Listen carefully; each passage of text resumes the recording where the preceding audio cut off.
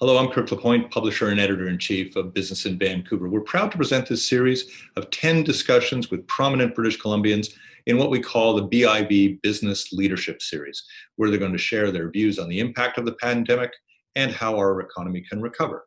Our series is sponsored by PwC and by Fasken. Their messages appear at the start and finish of our conversations, and we're brought to you by UBC Sauder Executive Education. All of its programs are running online now until the end of the year, offering an opportunity to engage with faculty and peers in virtual classrooms. Enjoy the conversations. PwC Canada, our purpose is to build trust in society and solve important problems. What we have today is a very important problem. This pandemic affects us all globally. In BC, as the curve continues to flatten, we're settling into new ways of working and considering what business as usual may look like going forward. We are proud at PwC to sponsor this podcast series from Business in Vancouver to talk about what business leaders should know. Returning to the workplace isn't just about physical places. It's about finding opportunities to thrive in this new era. So let's keep the conversation going. Hey, welcome back to BIV's Business Leadership Series. I'm Tyler Orton, and today we're tackling what's ahead for BC's film sector, which of course is worth $3.4 billion to the economy last year.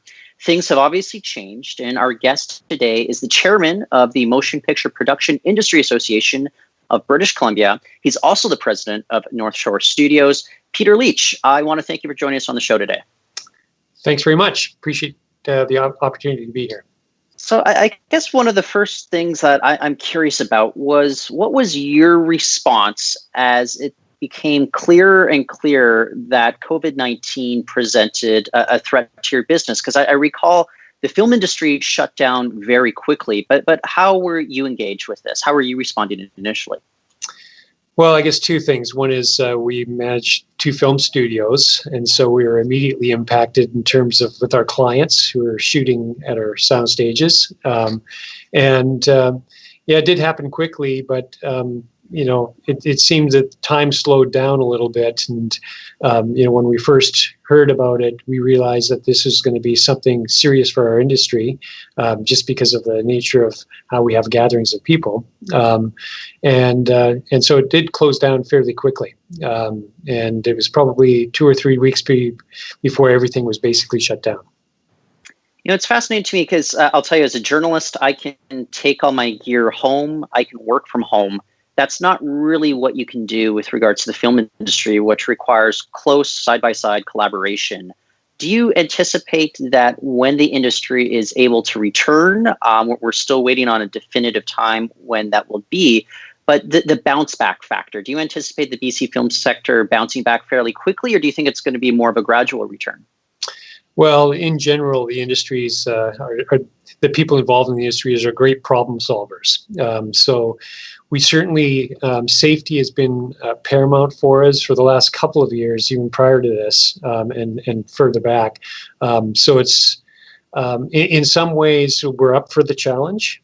It's quite complex, but we're all broken down into different departments, whether it be set decorating or props or construction or set design or the actors. And so there's so many different groups that are involved, but the leadership of all those groups have really come together and are putting together best practices under the new scenario post-COVID-19.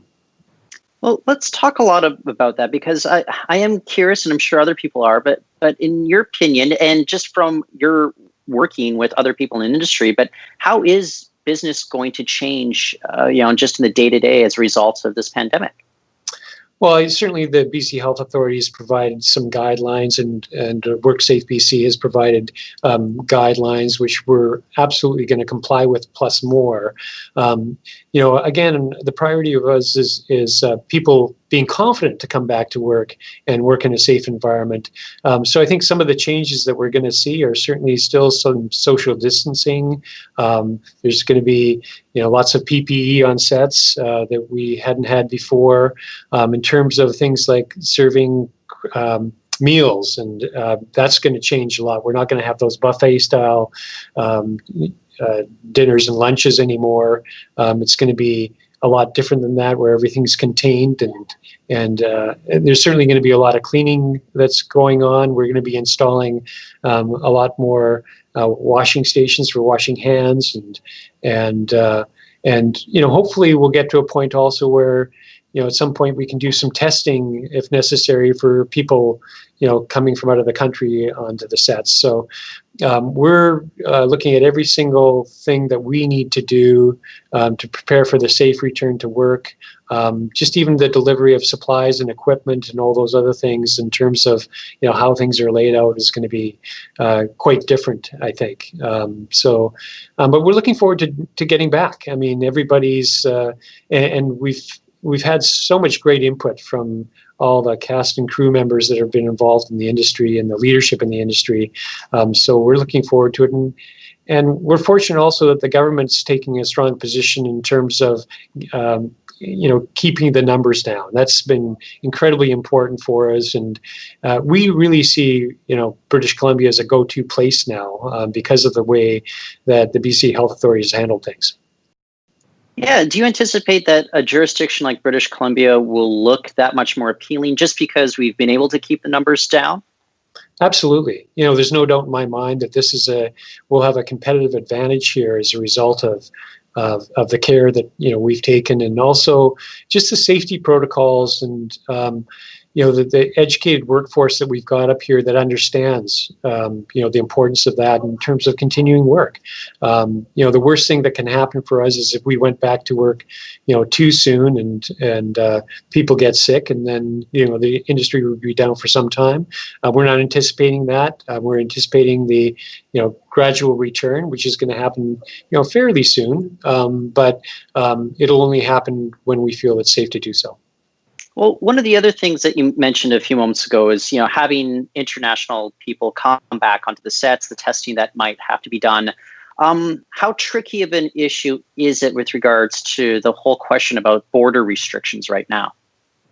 Well, I mean, if you've got a work permit that allows you to come up to British Columbia and you're an essential worker for that particular position, then we anticipate that they'll be able to cross the border. So, we think that's a hurdle that we can certainly overcome, and that's not going to be the major thing. And of course, all these people coming across the border will have to quarantine for 14 days, and we understand that. So we're going to work with that. That's just the way it is.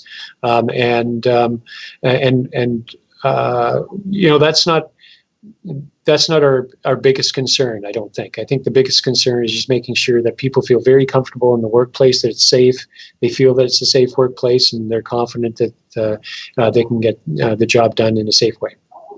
Well, maybe I'll throw this question at you, but we've had, 11, 12 weeks to kind of consider everything that's been going on. What were some of the surprises, that you encountered as this has unfolded? I think the biggest surprise for me was just let's fix this. Let's resolve this problem. And I think that's the biggest surprise to me, that people were up for the challenge of this, saying, "Oh no, we're going to get back to work. This is how we're going to do it."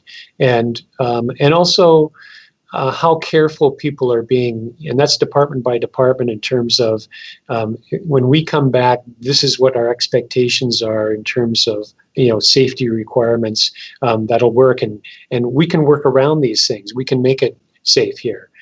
So it's a real can-do attitude, I think, and then of course we work closely with all our colleagues in different jurisdictions right across Canada, as well as looking at best practices throughout the world now in terms of when people are coming back. So any literature that's put out, we're looking at, and we want to, make sure that we have the best protocols here. I'm wondering, with regards to domestic producers, I think that we'll maybe have the opportunity to get some of those going first, of course, versus what BC's probably best known for, which is kind of service industry for many of these international productions. But what's your takeaway? Do you think that there's kind of an interesting opportunity for domestic production to ramp up and just kind of tap all the infrastructure that's going to be available to them? Yeah, I certainly hope so. I think that's absolutely true that they could. I think the challenge for everybody is we want to make sure everybody follows the same protocol. And so we're going to be very careful on that part of it. So there's not going to be different practices, depending if you're domestic or, and the Canadian Media Producers Association has worked very closely with their members and are staying on top of it to make sure that their return to work is safe also. So it's not going to change in terms of who's going to be ready first. I think the border is an issue that that again is resolvable, and so that'll be the only real difference. One of the other things I'm curious about, and I don't know how far ahead we can look, but I mean, do you think that there will be opportunities emerging out of this, or do you think it's ultimately going to result in, I don't know, maybe a setback for the industry, even in the long term? I don't see that for British Columbia. I just think that we're going to be one of the leaders in the industry. We want to set the standard. I think it's a real opportunity for us to, be the best jurisdiction anywhere globally to do film production. So we're excited about that part of it. And I guess we look at it as an opportunity now. But once we've got over the initial shock, I mean, there's an awful lot of people that are out of work right now in the industry that we'd love to get back to work, and and so we want to ramp up when we can, and but when we do, we expect to be here for the long term. Yeah, and I guess maybe that leads to another question, just with regards to the question about employment as well. And are there concerns that maybe these tight-knit crews that have been together for many projects, I don't know, are employers at all concerned that maybe they could be losing some of their employees to different projects as things ramp up? Or do you think, I don't know, there's been kind of those good relationships being held on to that you can depend on having some of those crews coming back, ready to jump right back into whatever they're working on as this pandemic unfolded? Yeah, well, I mean, when the industry went down, we had a number of shows here that were in the middle of shooting. So those people are going to come back. We're anticipating that, the majority of those people would come back kind of intact, but it's the nature of our business where you do move from one production to another production, and it's one of the advantages of the scale that we've got in BC is that we've got these multi-talented people that can move from one show to the other, so that we have some continuous employment for a lot of people right now. So I don't see that part changing too much. I just think it'll be a different way of working, not quite as close quarters as we are used to. So when the province, I'm sorry, please go ahead. No, and then there's some aspects of the business that have changed in a positive way. You look at animation and visual effects in terms of how quickly they migrated from working in their office to working at home. And I see some of that being sticky. In other words, those people, a group of them now continuing to work from home, and also giving opportunities for people to work all around our province from home. Which is a pretty exciting prospect in a lot of ways. Having said that, all these companies now, things are slowing down, especially in the visual effects side of things, because production's been wrapped up for some time now. But we're all looking forward to getting back to work. Well, maybe we can leave off on this. And I'm wondering about kind of, people may have this mindset that, the film industry in British Columbia, it's all about Metro Vancouver. But what about opportunities that are going to be emerging in Okanagan? We've got a lot of productions going on over there in the past little while. We also look at Vancouver Island. What are the opportunities existing for beyond Metro Vancouver? Well, there's fantastic talent right around the province. And so in certain jobs, if you don't have to be at the particular location where we're shooting, there's great opportunity. So when we talk about, visual effects and animation companies, for instance, there's great opportunity for them to attract talent from all around the province. For physical production, certainly there's going to be opportunity to shoot, and there's so many fantastic looks in British Columbia all around the province that it's great to be able to get out to different locations and spread that work out. But I don't see that changing too much, in that we're still going to need those people that are working on set to be on set somewhere. And historically it has been centered around Greater Vancouver, but love to see it when it spreads out to the island, love to see it when it spreads out to the interior or up north. And I think we'll see more of that. Okay, so lastly, the province said when it was unveiling its economic restart plan a few weeks ago that there is a potential for film industry to get going again in the summer. Are you still hopeful that that could be the case? Absolutely. I think we'll see some shows, prepping in the month of June, and maybe shooting in the month of July. I mean, not all shows, but and I think it'll ramp up from there. So, yeah, it'll be really interesting to sort of see our test cases to see, which will help us develop those best practices also. But we're going to be ready to go when we come back, and it's going to be a safe environment for our workers. Well, I can't wait to follow up with you as we get deeper into this and we do see things ramping up again, because it's good. We're going to be learning things every single day. And so I'm going to have fun picking your brain, finding out the lessons learned and where the industry goes from there. But Peter, for now, I want to thank you for joining us today. Thank you very much, Tyler. Appreciate it. That's Peter Leitch. He is, of course, president of North Shore Studios, also managed Mammoth Studios, and he is the chairman of the Motion Picture Production Industry Association of British Columbia. That's it for the show today, but go to biv.com for more of our interviews. Thank you, everyone, for attending today's very interesting session. I'm Will Westring, managing partner of Fasken's BC region, which includes our downtown Vancouver and Surrey locations.